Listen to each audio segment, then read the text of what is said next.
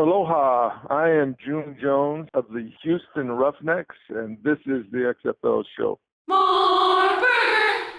For the love of football! For the love of football! For the love of football! For the love of football!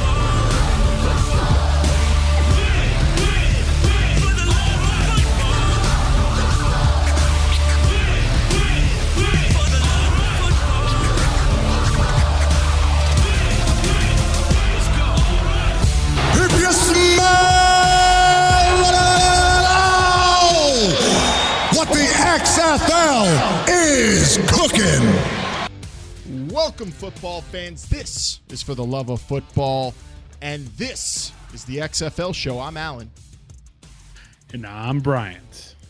As the road to somewhere continues, we're putting the pieces together from everything everyone involved with the XFL and CFL talk says, hopefully coming up with a clear picture of where this thing is headed.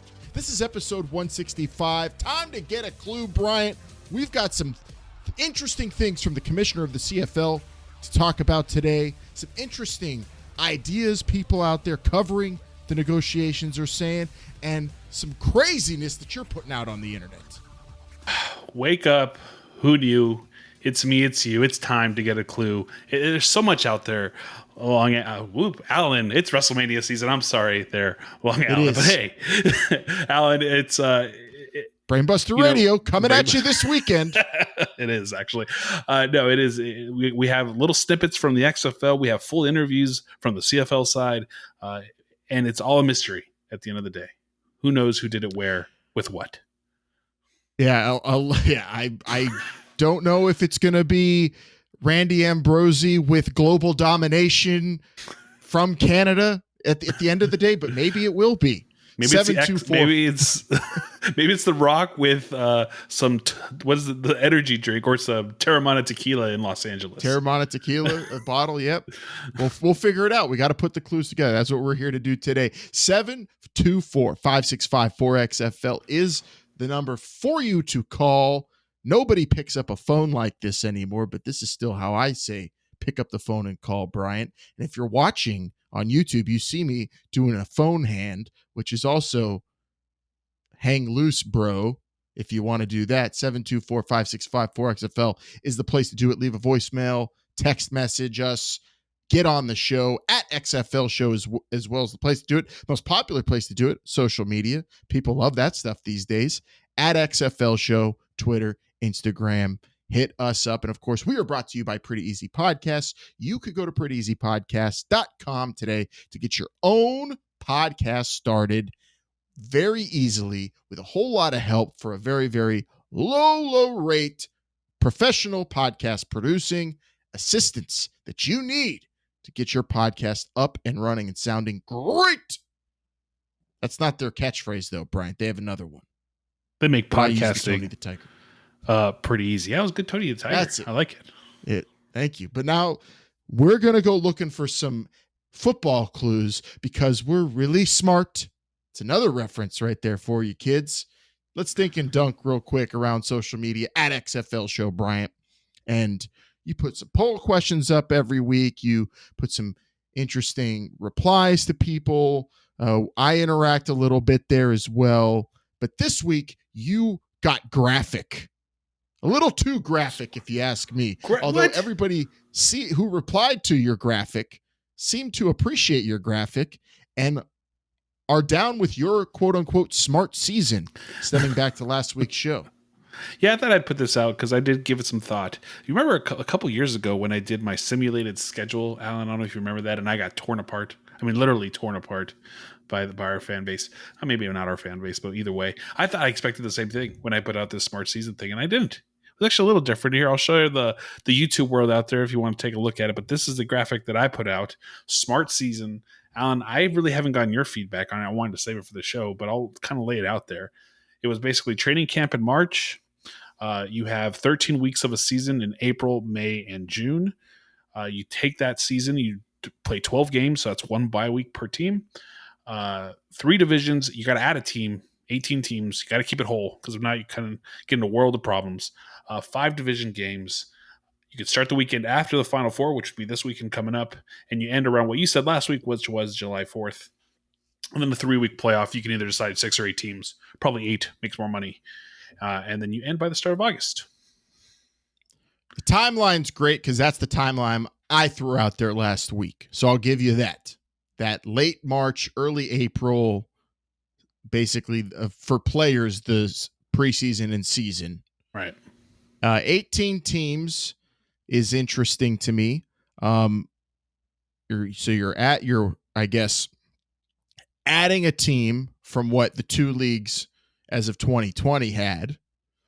But I don't imagine you're keeping all 9 Canadian teams in your iteration of this alignment. This I don't merger. know where that came from. I saw that you on Twitter that you thought I was going to knock off some Canadian teams. Why? Because I feel like if you're going to keep all the Canadian teams, and I even think this is how they're probably thinking in corporate offices in Toronto and at Redbird and Danny Garcia's office and The Rock. 18 teams means you need to make some cuts to the Canadian franchises and move those to, I think, more profitable cities. That's not enough. If you go 20-something teams, then I think you have a shot at keeping a team in somewhere like, I don't know, Ottawa. So we're not going to get, this is only Dinkin and Duncan because I feel like we can talk about this for a couple hours here. But of course we can. For why I every didn't make team, a graphic. That's a good point. For every team that you knock off in Canada, you have to find a new home in the U.S. for, at least for now. Easy. Or Mexico, according to Tijuana. Tijuana Terramanas. Oh my God! You just did it. Boom. No, but I like it. For the most part, you put together a good graphic here. Very easy to comprehend. The timeline, like I said, I love. Like I said, I think it's a good timeline. I'm not weeks. too worried about heat. I'm not worried about scheduling. There's even a case to be made to actually play your first weekend the same weekend as the Final Four because you have 3 games. You play Saturday night. To that dude that dude at Redbird Capital, who was being quoted this week, who said, "How many people watch the XFL in 2020? Just how many people want football? How many people actually love football way more than all the other sports, probably combined?" The Final Four is the Final Four. It's great, but you have wagering and XFL CFL football going on for week 1. That weekend. You don't go head to head with one of those games, you're totally your back fine. gets busted already. You don't really care. Your team's not one of the Final Four. Like, you're getting 18 million viewers, whatever, but there's so many people. Yeah. And you have so many people already staying home to watch the Final Four. Why aren't they going to pop in a football game, or instead of Miley Cyrus between games, they're going to watch some XFL coverage. Like, that's the kind of things you can actually think about. Miley Cyrus is great. One of the better halftime watch shows Miley Cyrus do her version of karaoke all day long. I thought she was fantastic. Real quick, I just want to throw this stat out here before we kind of finish this off. So my whole logic behind this was 5 division games. You play your teams in your division one time. That gives you about the same ratio that the NFL does today in terms of strength of division, right? You want to make your division mean something if you're going to win it and actually get an automatic bid to the playoffs. So I did 5, which is about 40% of your schedule, and then 7 non-division games, which is the other 60%. I dug it. I liked it. And so did My Life's Hero on Twitter. And he said, "This is actually solid. I love the idea of ending the season around the July 4th, especially with the marketing ability of the new owners." So I like that you picked the tweet that shouted out my contribution to that graphic. Well, I mean, if it worked, is all it said. You picked the date. Here's what you said. I don't know. I don't want to do the math, but it would be really cool if we could finish around the 4th of July. But I don't know. What do we got, like 15, 16 weeks in there? That's how that's how you got to think. I did the work. You got to just think in simple, basic terms. Yes, you did the work. 3 divisions. I mean, that's maybe overcomplicating it for year 1. To me, I would have probably left it at 2 with that few amount of teams. But you could get away with 3 there. I think it makes sense. It's logical. So I'm not going to knock it. And you did the work. And it's also visually appealing. And it's red, it's white, and it's blue. I appreciate that too. So thank For you. sure. And it didn't confuse me as a colorblind person. Yeah, and I think you Good definitely have to infographic. look. You have to kind of blend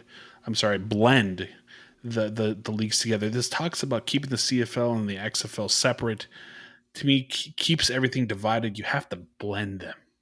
I know you like this reference, the Adam Sandler blending of the XFL and the CFL. Blend it all up, but you also have to figure out rules and all the other complicated stuff. Smart come on. season though was last We'll leave that week's to the topic, professionals. and yeah, that's the hard stuff that I'd like to sink my teeth into. I think your smart season involves too much math for me, but I dig the timeline. Check that infographic out at XFL Show. We put it up there, and let us know what you think about it. Keep the comments coming, especially the part about ending 4th of July. My idea, great idea. All right, here we do it very orderly fashion here, Bryant. We have a lot of information to gather and react to, and to kind of, we're going to put into some detective work this week throughout the show leading up to the hot reads. So pay attention, get your magnifying glass out, your corncob pipe if you're the Sherlock Holmes variety, and let's get it on. It's time for this week's cover 2. You want it? Down. I'm going to give it to you right now. And in honor of this week's cover 2 drop, I'm going to wipe my brow like Coach Moss as we get ready here.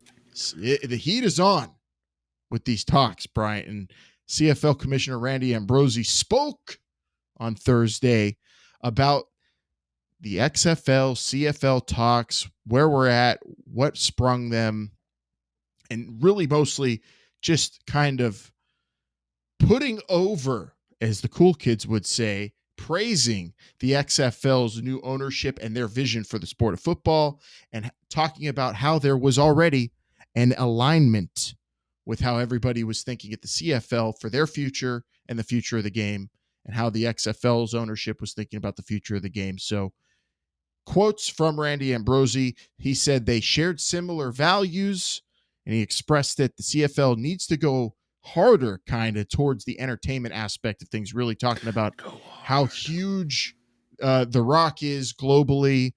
And I believe he said that he has so many followers or something that he would, if you made them a country, they'd be the 4th largest country, 5th. Millions and 4th? Millions of fans. Millions and millions of fans.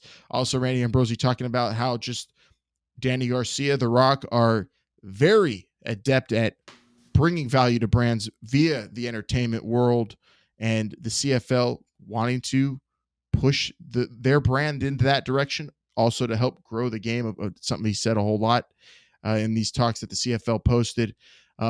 Also, he said, welcome the world into this great game of football. That was the little quote chunk I took there, Bryant, because that's really something we're going to dive into today.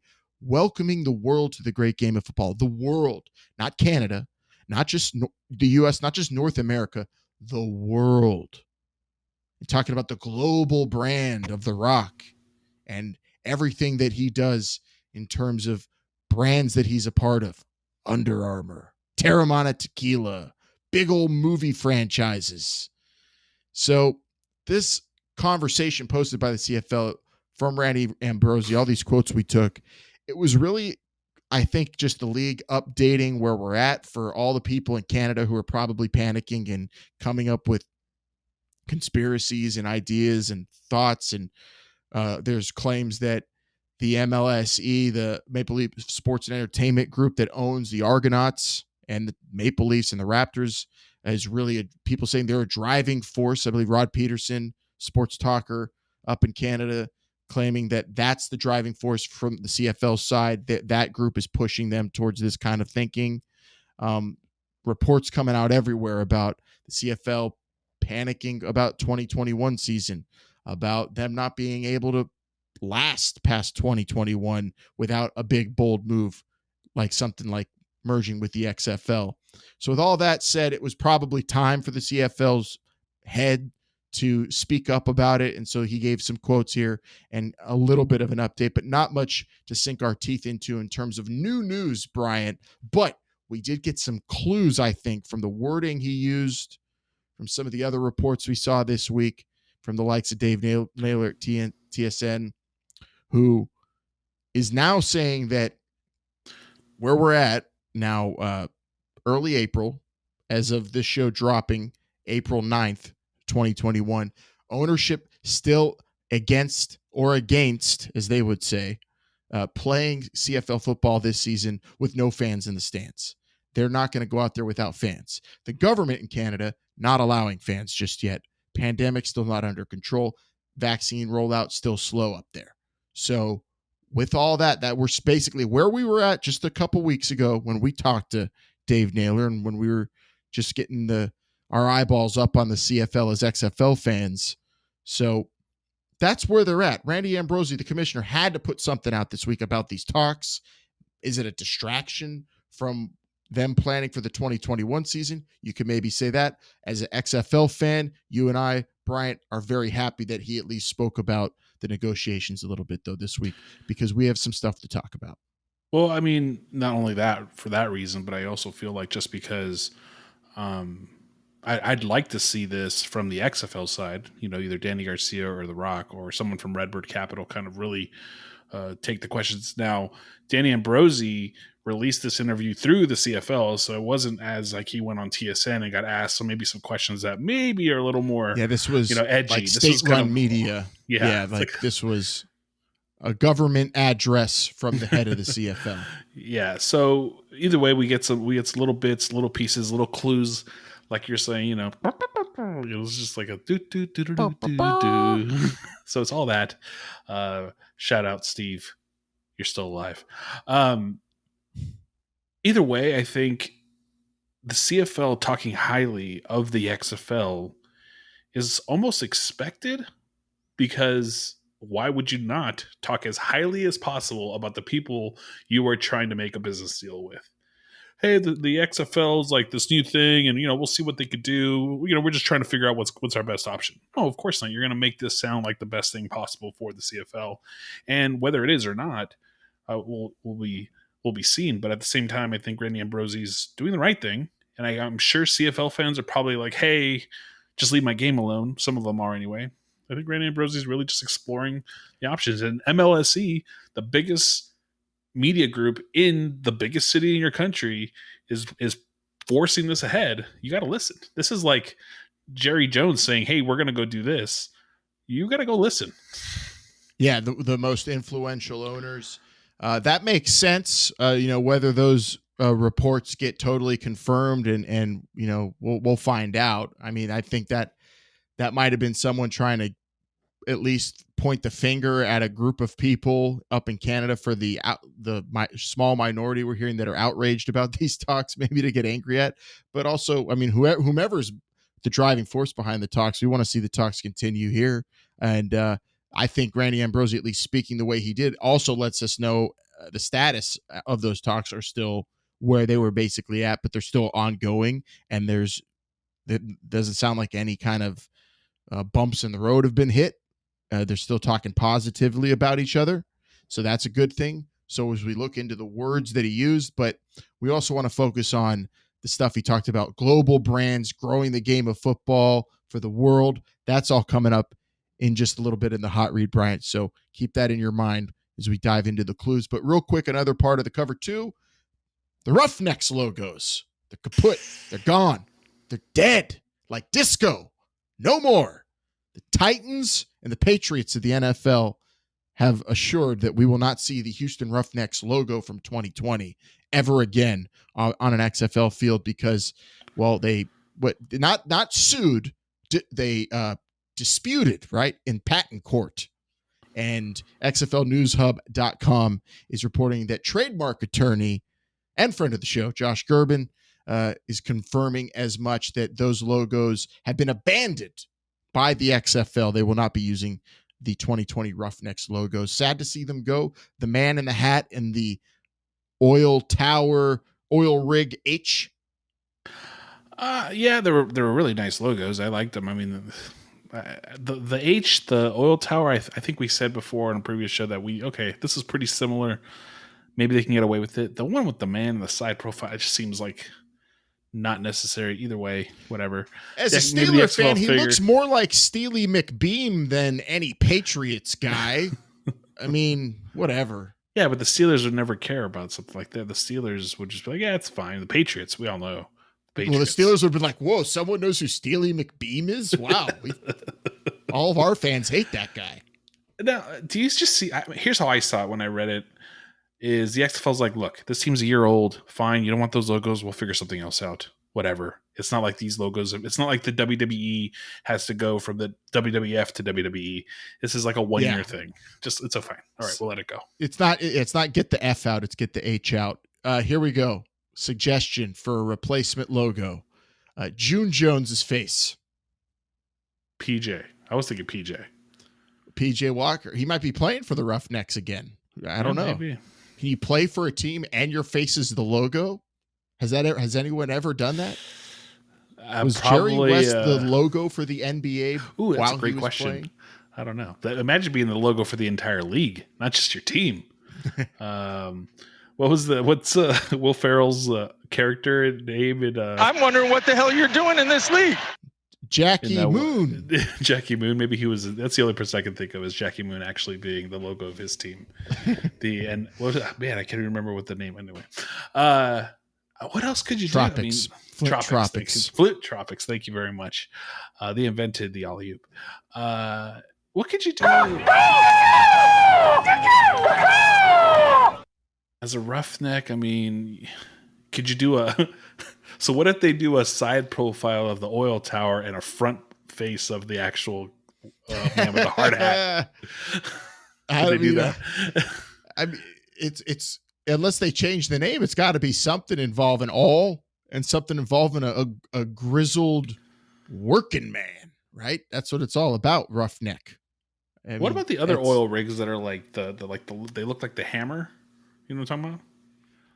Or it could just be that would be all right. But I mean, that would make sense. But I would be more down with like just a big rich guy in a cowboy hat at a desk with his feet up counting money. That'd be good too. It'd make a lot of sense. But we'll see what they big do. Big oil tycoon. Oh man. Tycoons would be a good one too. I don't know. We'll see. I don't want to Texas root for the Tycoons. What if they did Texas Tycoons? I'm bad in Houston. Didn't say Texas. It's a very villainous name, but it sounds cool. It's alliteration. A lot of good logos you can make from that, but we'll see what they do with the Roughnecks logo. Just remember, the 2020 Houston Roughnecks logos will never be seen again on an XFL field.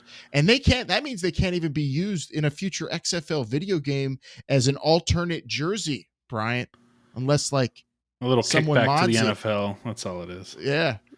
How much do you think you have to kick back to the NFL for them to say yes? Because they're getting 50 bajillion billions of dollars for TV deals. Be like, we'll give you $1 million. That's actually on the roll of toilet paper in the bathroom. We're good. You know what's a shame is they're getting all these bajillions of dollars from TV. They're squeezing out, little guys like the XFL of having their cool logos for the Houston Roughnecks. And they're not even growing the game properly, at least. There's no farm system. There's no NFL Europe anymore. They have their little NFL Academy in London we hear about here and there. They play their games in London a little bit. They have their games in Mexico for money, of course, mostly, not to grow the game.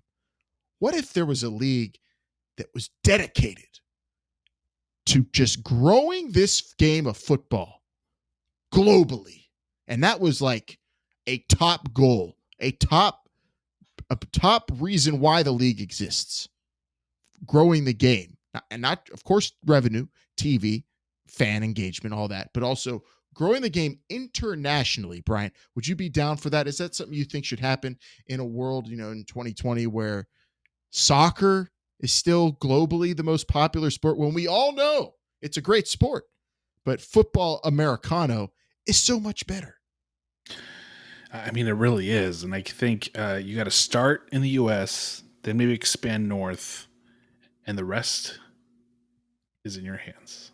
The world. Do people actually have this notion at the top levels of places like the CFL and XFL? Is it an actual goal of these negotiations? There's some clues out there. We're going to piece them together and figure out if that is true or a total crock. It's time for the hot read.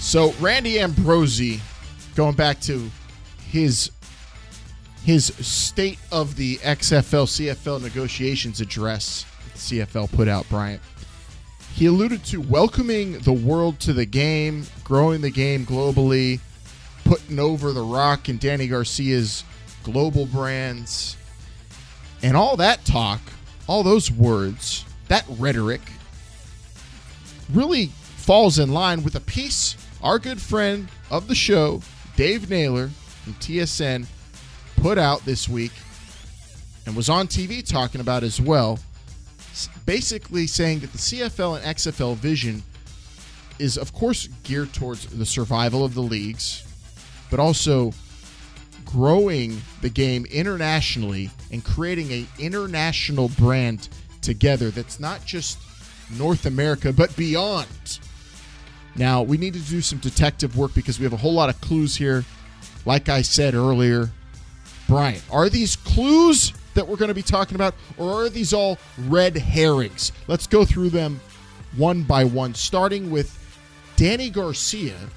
When we got the word that the CFL and XFL were chatting up, negotiations, alignment being discussed, Danny Garcia, owner of the XFL, tweeted emojis of flags, the U.S. and Canadian flags, and globes. Is that a clue, some insight into the thinking behind these negotiations for global expansion of the game of football? I'm going to say this one is a clue. And here's, I wish we had saved this one for the very end. This one to me is a clue because they've been talking for a long time. And this little world discussion, I think Danny Garcia alluded to it a little too soon in terms of, hey, we're just announcing our partnership.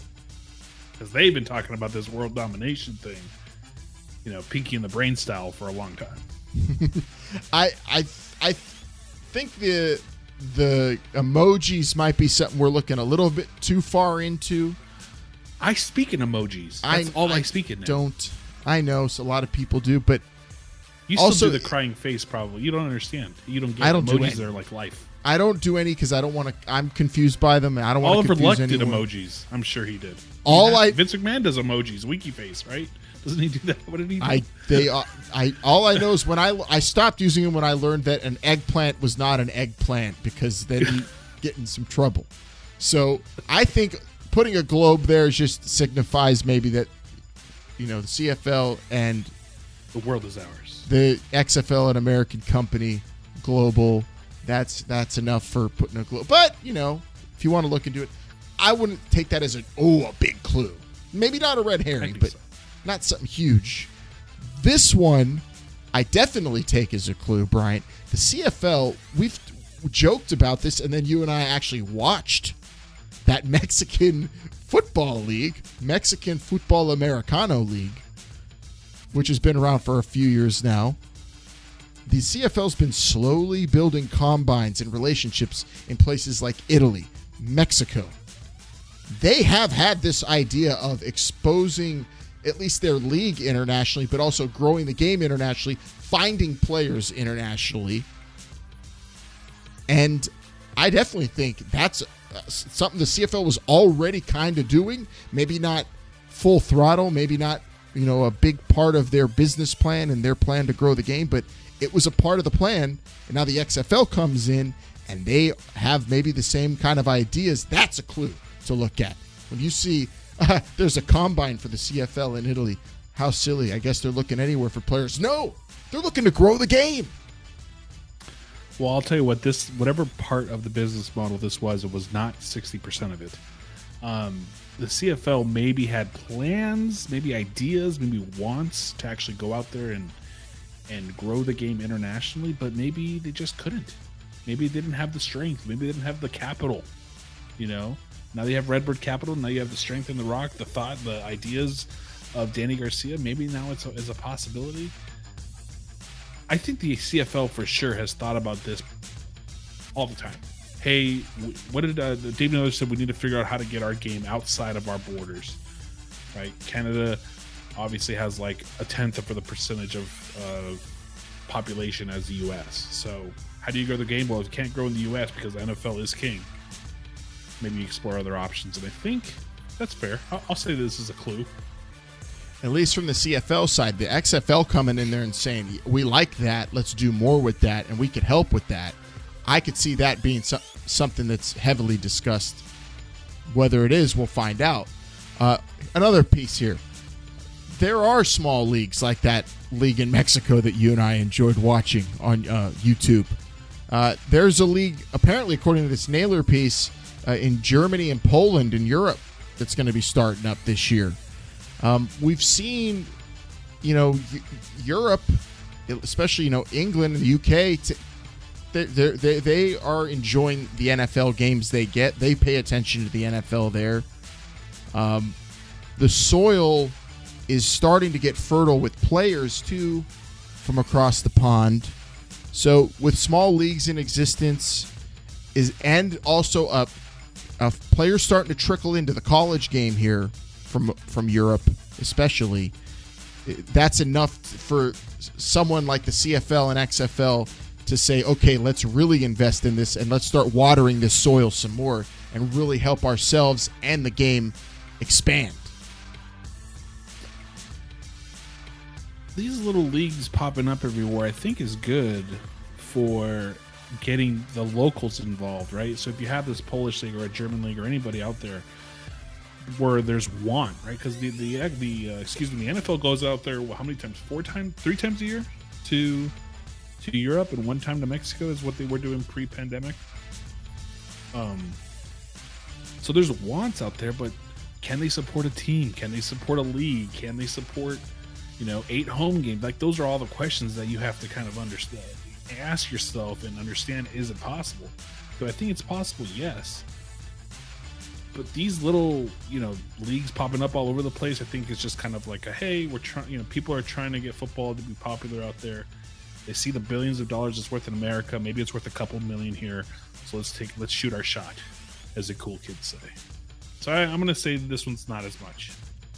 I feel like there's something untapped out there that needs some investment. So I'm kind of big on this one. So many great athletes, and this game is only going to grow internationally as the years go on. It already has. I like his Naylor in his piece.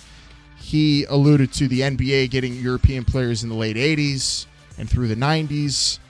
And now that we see the NBA is an international league, I don't expect the NFL to be quite like that anytime soon. But I definitely expect to see handfuls of international players play professionally, whether it's the NFL or the XFL, CFL, a lot more.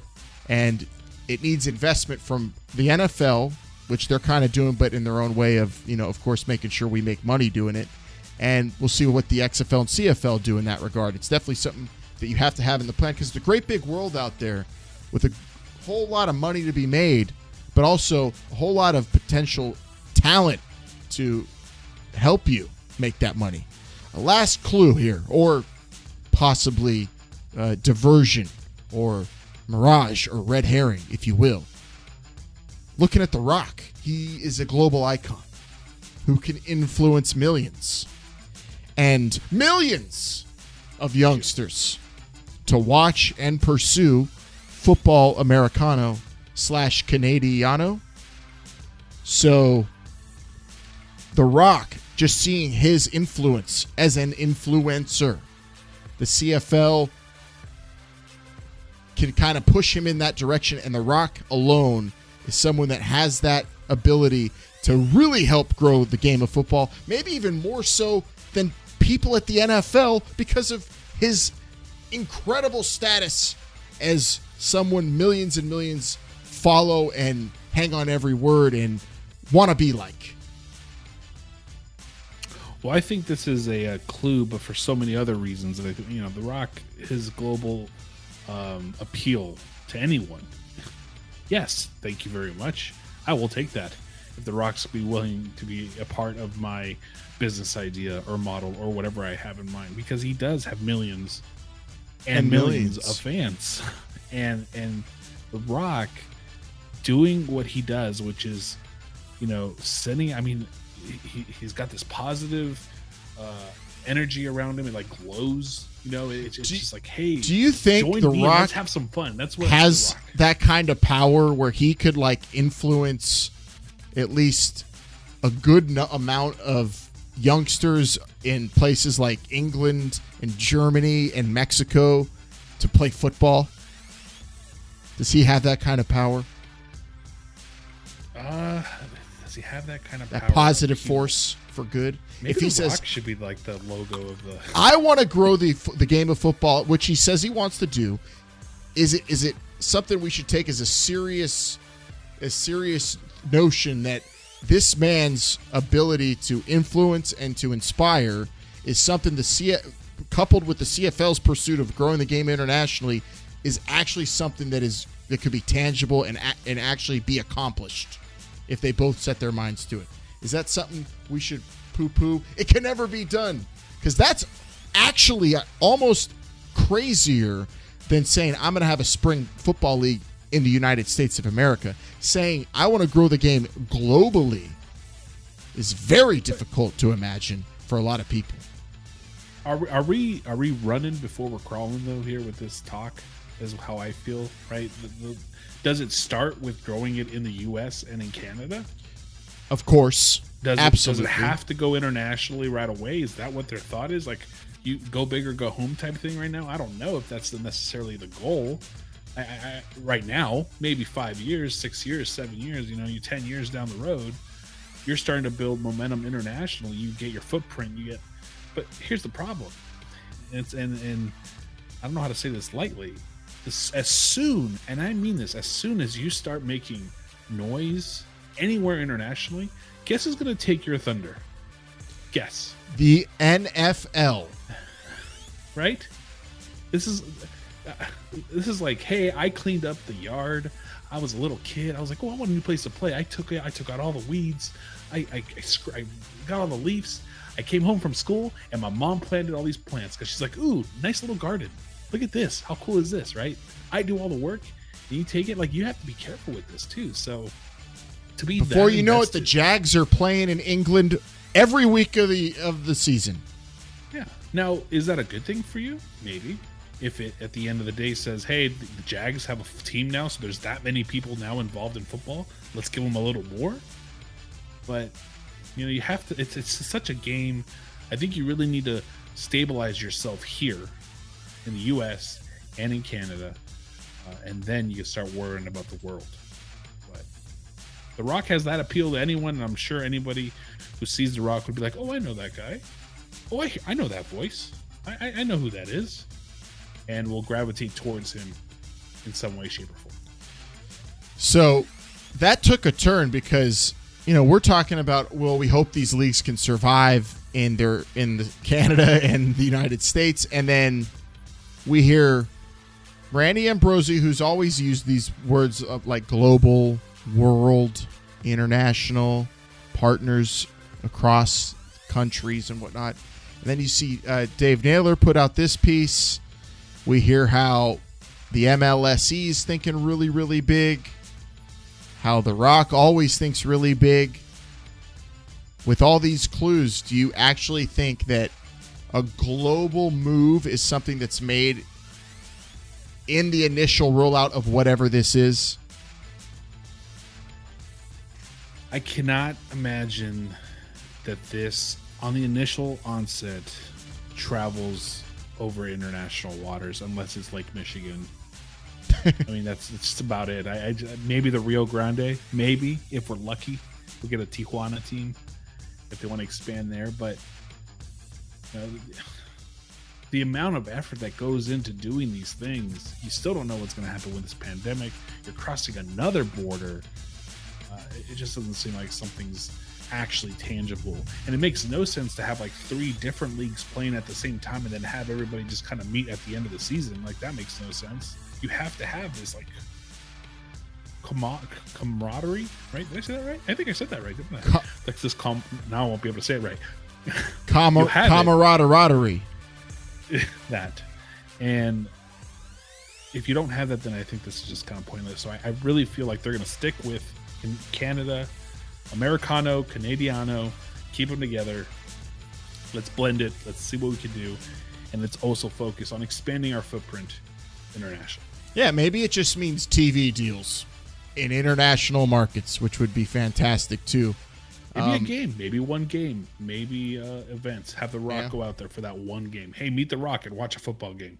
Might have to be that way. But what would be awesome and ideal to me would be that actually Redbird's investing way more into this than we even can imagine. And they're saying, oh, we're going to build American football academies in Mexico and in Europe, and we are going to grow the game from youth all the way up, and we're going to have amazing talent coming in internationally for years to come, which there kind of is happening, but a huge investment into that would be something I'd want to see. And Youth we're talking football The Rock. We everywhere. keep saying The Rock. We keep saying The Rock, but Redbird, they own, was it Totem, right? I think is what it is. They have the money. They own European soccer teams. I mean, this is... I see. Here's what I picture. I picture Did Randy you mean Ambrosie. Toulouse? I think Toulouse. What did I FC? say? Totem? I don't know. Totem. I think you meant Tottenham. I like football Americano, Tottenham. not football. Whatever. I just picture Danny Arcee. I got screwed up. I just got screwed up. Yeah, Randy Ambrosie, some head honchos at Redbird Capital, all staring over like a little body of water, looking up and looking at a blimp that just says, "The world is yours." Oh And no! pushing it to the limit. I don't know. I don't know the way that ends, though. Is not something I wish on anybody involved in these negotiations. If you don't think the NFL will come from behind and try to take you out, come on now. Be better. Be better. Jeez. Anyway, we're here, Alan, every single week. So subscribe on all your favorite podcast apps. That's TuneIn, Stitcher, Apple Podcasts, wherever you get your podcasts. Make sure you give us that 5-star review. Tell your friends about us. Tell your friends. Tell them to get a clue. You want us to cover, well, text or call the XFL fan line, 724-565-4XFL. Standard text messaging rates and international rates do apply. Also follow us on social media platforms at XFL Show. Twitter is my personal favorite. Or if you want to say hello, hi, subscribe, hi everyone, and watch us on YouTube at youtube.com/This Is The XFL Show, the official YouTube page of This Is The XFL Show. Oh, and don't forget check out our sponsors, Pretty Easy Podcast. Go to prettyeasypodcast.com. Get started today because they make podcasting pretty easy. Play fast. Do it again. One more time, Bryant. No, I'm kidding. Great job. That's where we're at, everybody. Very good. Very good job with your graphics. I've noticed. Everybody see how fancy it's looking around here on YouTube. If you're watching, appreciate your subscribing and comments. Do you prefer them to watch? Listen to the podcast too while you're driving. Both. Or while you're gardening. Just watch on YouTube for over 5 seconds. That's all I ask. Yeah. Or listen to the podcast while you're gardening and angering your son. I don't know where that analogy was, but if someone plants beautiful flowers in my backyard, I thank them. The analogy is I cleared out, I did all the work so I could have a new play area. And then my mom's like, ooh, a new garden. I'm going to use my space that my son did so all you're the work thinking for. like swings and playing field, hockey, foot hockey and all that? And, yes. Okay. All right, we're bringing it back to yes, that. Jim Zorn. That's exactly. I don't. You gotta be kidding me. What's going on here? It's early April. It's the week of WrestleMania, Bryant. I was having a very hard time coming up with a football mindset because it is the biggest week in sports entertainment. But then Randy Ambrosie spoke, and he is just enthralling. Maybe more than Roger Goodell, but not as much as the greatest general manager of all time, Teddy Long, but still very good info from the commissioner. I appreciate him giving us that update. Hopefully we get something, like you said, from the XFL ownership coming up next week. Fingers crossed. That'd be great. It's something, give us, even if it's an XFL interview, maybe on a podcast that is familiar with dealing with the league directly, like us. Just throwing it out there. That would be cool. Either way, at XFL Show, Danny Garcia. Rock. DMs are open. Hashtag, what's that hashtag? Open. Hashtag XFL Show? Oh, we want our jobs. Hashtag we want our jobs back. Yeah, that's one. Yeah. Also, Brainbuster Radio, everybody. If you are catching that WrestleMania fever, we'll be talking about those two shows a whole lot and catch it on Friday night, Saturday morning. We'd appreciate if you did that as well. Listen to that podcast. You don't want to see what happens on that podcast. Or they might. I don't know. We'll see. We'll see what we do for that. Happy WrestleMania week, everybody. Anything else, Bryant? I think that's it, man. Not age well. Let's have an interview. Let's have something on the XFL side. Yes, XFL side, you're up. And we're out of time. We'll be back next week talking about whatever comes up with these negotiations and more. For Bryant, I'm Alan. This is the XFL Show. Remember, they're listening.